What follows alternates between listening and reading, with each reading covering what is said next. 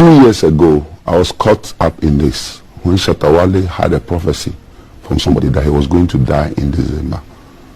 Shatta Wale came to me, I prayed for him. We had the privilege of traveling on the same flight from Accra to London. He was carrying my bags and everything, all this, and I prayed for him. And I said he was not going to die. And I also advised him that a statement is made about going to burn churches if the prophet doesn't come true. It's not right. And that two mistakes doesn't make it correct.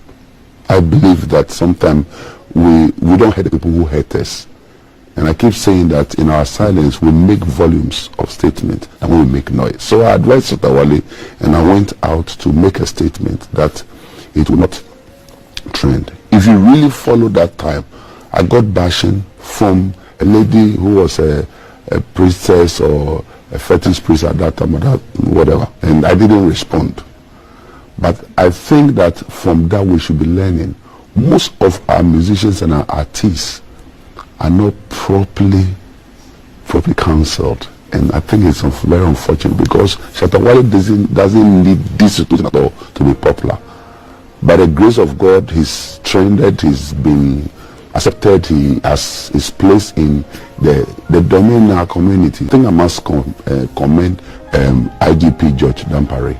He's doing very well. Some of these things, except that we must be very circumspect and be balanced. It must be for all. It must cater for. It should not be done for one other person and not be done to another person. Prophecies are true and real. As a Muslim sheikh, he will tell you it is true. As a pastor, I will tell you it is true, except that the problem we have is that we seem to be abusing everything, and we undermine the very credibility of this great gift of prophecy. We must educate the people, and what I'm saying is that the law is the law. If you prophesy, it doesn't come true. You know, in the olden days, if you give a prophecy that doesn't come true, you are stoned to death. You want to come back? Today, people can stand anywhere and go and give a prophecy and get away with murder. And whether it comes true, it doesn't come true. But you know what? People are fizzling out. People didn't realize the truth is being seen.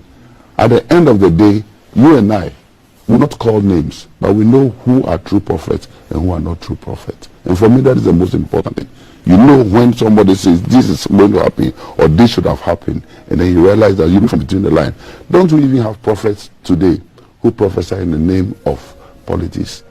And then you can tell, you sit back and you realize that if this is what the prophecy is all about, then you go and sleep. And so we are getting there where gradually Ghanaians are becoming very discerning, and very soon certain people, I don't want to give this reference, but remember what happened to Apreku, my daughter. It's a very sad situation, and sometimes I don't want to be referring to it, but he was given a prophecy, was supposed to have come from God. And then they asked him, what did God say? He said, Apreku, my daughter. It means God didn't know the difference between daughter and son.